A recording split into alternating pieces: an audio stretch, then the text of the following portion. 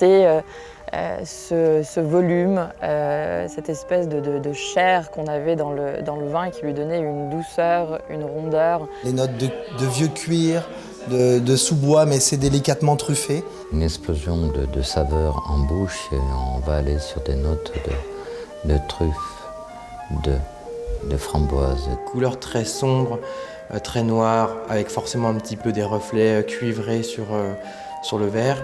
Comme une espèce de dimension que les autres vins n'avaient pas. Comme toucher la perfection, quelque chose de sublime. Ce vin est unique au monde et ce n'est pas par hasard. À Tain-l'Hermitage, il y a une colline qui domine la vallée du Rhône. Sur la colline, il y a une chapelle. Autour de la chapelle, il y a des vignes. La légende veut qu'un chevalier de retour des croisades, le chevalier Gaspard de Steringberg, finit sa vie en ces lieux et en ermite. Hermitage devint l'appellation pour le vin tiré de ces raisins. En 1919, Paul Jaboulet acheta la chapelle et donna ce nom à son vin d'Hermitage. Depuis, les millésimes se succèdent plus ou moins grands. Le vin, c'est une affaire de temps, le temps qui passe, le temps de se révéler. La grande révélation, c'est le La Chapelle version 1961 qui va l'offrir à la maison Jaboulet. Le très influent magazine américain Wine Spectator le classera même parmi les 12 vins du XXe siècle. Ça veut dire qu'il se retrouve à côté d'un Cheval Blanc 47, d'un Pétrus, d'une Romanée Conti, d'un Yquem. Il se retrouve vraiment dans l'élite des très grands vins. 61, c'est du rêve absolu. Et puis quand je vous l'ai dit, c'est un vin qui a une jeunesse encore incroyable. On est en 61, mais si vous l'avez en bouche, vous ne connaissez pas le millésime mais vous dégustez à l'aveugle, je défie quiconque de pouvoir dire que c'est un vin qui a un peu plus de 50 ans. C'est superbe. Avec l'Hermitage à vos pieds, c'est magnifique. Lui, c'est l'ambassadeur de La Chapelle de par le monde, toujours proche du client. Il s'appelle Monsieur Chapelle, une coïncidence. Il dit lui-même que les mauvaises langues prétendent qu'il a eu son travail à cause de son nom. Partout, il porte avec lui ce patrimoine et le 1961 est un atout de maître. On m'en parle tout le temps. On me parle d'anecdotes, on me parle de la maison, on me parle d'un monsieur qui s'appelait Gérard Jaboulet qui a aussi contribué avec son père, monsieur Louis, à démarrer cette aventure et ce mythe de l'Hermitage de la Chapelle et surtout ce millésime-là. 1961 fut aussi une année scientifique qui vit l'essor du Centre d'études nucléaires de Grenoble. Lyon se prépare à être ville olympique, peut-être en 1968. Quant au tunnel de la Croix-Rousse, il va sans doute avoir un petit frère, sous la colline de Fourvière. Le stade de Gerland aura désormais 100 000 places. La récolte de 1961 dans le Bordelais sera magnifique. Nous allons faire un vin excellent, mais malheureusement, il n'y en aura pas ou il y en aura très peu. Vous me demandez ce que sera la récolte 1961. Elle sera absolument parfaite en tant que qualité. En tant que quantité, peut-être moins. Ce reportage millésimé se présentait comme une vaste enquête sur les vendanges de 1961 dans les grands vignobles français. L'Alsace, le Bordelais, la Bourgogne et la Provence. Pas de côte du Rhône septentrionale, pas assez bien cotée à l'époque. Pourtant, cette année-là, naissait un mythe, le La Chapelle. Sur l'Hermitage, il y eut un beau printemps, un mois de juin très pluvieux, puis un temps idéal, jusqu'à la fin des vendanges. Cette chapelle 61 a tiré tout vers le haut l'ensemble de la vallée du Rhône, les autres appellations, les confrères, l'appellation en elle-même. Et il n'y a pas que l'appellation qui est tirée vers le haut, le prix aussi. D'une trentaine de francs à sa sortie, le 1961 se négocie aujourd'hui à 12 000 €. Qualité, rareté, ont fait de lui le prince des ventes aux enchères. À consommer avec modération, forcément. On le sait tous, au restaurant, le vin, c'est plus cher. Ça plombe un peu l'addition. L'ambiance aussi parfois au moment de payer.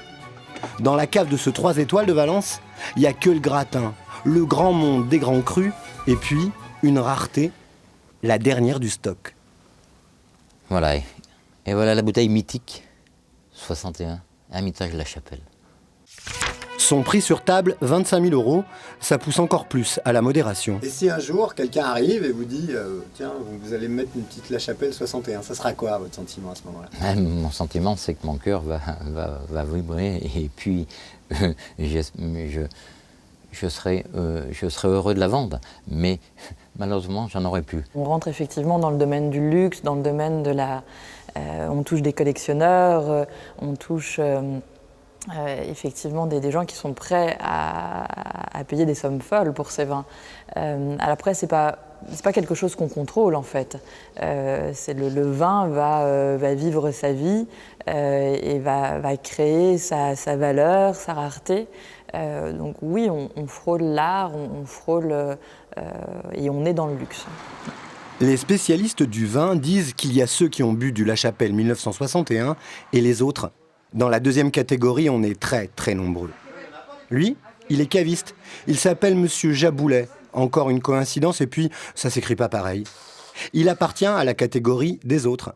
Même s'il est très fier de nous présenter la version 1990 qui est déjà extrêmement bien cotée, du 61, il en a jamais bu, il en a jamais eu. 90, il a eu 100 aussi. Oui. On n'est plus dans la normalité des prix. Il n'y a que des très grands collectionneurs richissimes qui arrivent à se procurer ces bouteilles et malheureusement, ce n'est plus du tout à la portée du commun des mortels. Ça reste toujours du vin.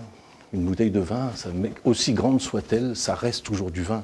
Alors après, évidemment, on peut rapprocher ça d'œuvres d'art, bien évidemment. C'est sûrement une œuvre d'art, mais ça reste fait par des hommes. C'est le produit de la terre et du soleil. Donc ça reste une bouteille de vin néanmoins. L'Hermitage La Chapelle est un vin dit d'assemblage, un drôle d'assemblage. Sur le flanc de ses coteaux ne pousse qu'une seule variété de raisin, la Syrah. Mais ce qui est invisible au regard, c'est que les sols de la colline sont différents. Parfois granitiques, parfois alluvionnaires, parfois caillouteux. En tout, 8 zones, on dit 8 lieux-dits. Chaque lieu-dit est vendangé, trié, puis vinifié séparément, avec le même soin. Si un lieu-dit donne un vin de qualité moyenne, il est écarté du produit final. Les autres seront mélangés, on dit plutôt assemblés, en un dosage savant et qui varie chaque année. Ça donne le La Chapelle. Il y a ce qu'on maîtrise, ce qu'on imagine, il y a aussi cette part d'inconnu en fait dans la réussite de ce millésime. À un moment, les éléments vont s'enchaîner de telle sorte que ça va pas être grand, ça va pas être très grand, ça va devenir exceptionnel. Voilà. Des prix très élevés, des riches collectionneurs, le marché du vin ressemble à celui de l'art. Du coup, pas étonnant de retrouver des copies, des faux. Le La Chapelle n'y échappe pas, mais l'affaire qui a défrayé la chronique nous vient de Bourgogne. Laurent Ponceau compte avec Romané Conti parmi les victimes de Rudy Kurniawan, un Asiatique dont le procès à New York doit s'ouvrir en Rudy décembre. Kurniawan dit Dr Conti à cause de son penchant pour la Romané Conti. Le jour de son arrestation, on a découvert chez lui un atelier de faussaires. Pendant 10 ans, il achetait quelques vrais pour fabriquer beaucoup de faux. Pour 36 millions de dollars pour la seule année 2006. Il encourt 80 ans de prison. Il est tombé après enquête du FBI, aidé par un vigneron bourguignon, Laurent Ponceau. D'après les professionnels, la contrefaçon représenterait 20% du commerce mondial de vin. Du coup, lors des déplacements à l'étranger pour la promotion des grands crus, on se méfie. Lors de la fin des dégustations, notamment, de nombreux Chinois viennent me voir, essaient de récupérer des bouteilles vides, même des bouchons, etc.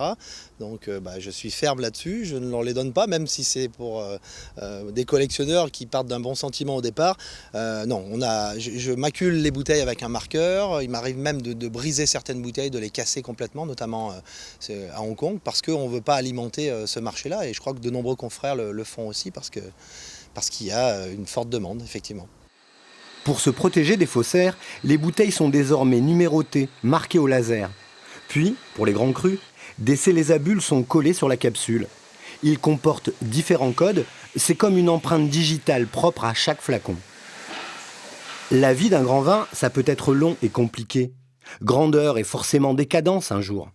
Pour repousser la décadence et les outrages du temps, il existe une opération dite de reconditionnement, l'occasion aussi de discerner le vrai du faux.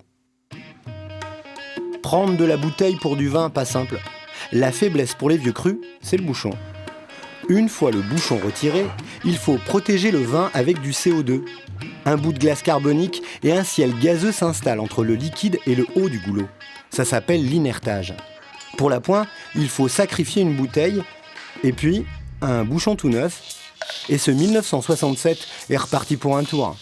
Les propriétaires de vieux vins demandent de plus en plus souvent ce reconditionnement. Le contrat, c'est si vous nous confiez une bouteille, moi j'ai le devoir de l'expertiser, et si jamais je m'aperçois que la bouteille est fausse, je suis obligé de la détruire. Donc après, les gens prennent ou pas ce risque, mais en général, ils aiment bien le prendre, parce qu'ils aiment aussi savoir s'ils ont vraiment des belles bouteilles en cave. En 2006, Caroline Fray a repris la maison Jaboulet. L'héritage de l'Ermitage, elle assume, et au chapitre La Chapelle 1961, elle ne veut pas inscrire le mot fin. On n'a pas l'impression que ça va s'arrêter, non. Bon, la chapelle est peut-être pas éternelle, mais pas loin.